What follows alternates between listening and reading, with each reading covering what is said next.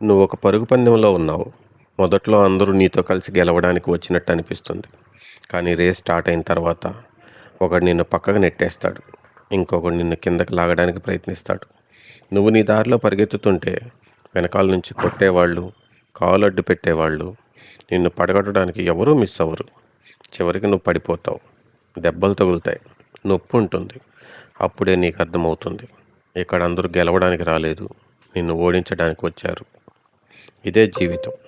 కానీ ప్రతిసారి నువ్వు పడిపోయినప్పుడు లేచే నిర్ణయం తీసుకుంటే అదే నీ అసలు గెలుపు ప్రారంభం.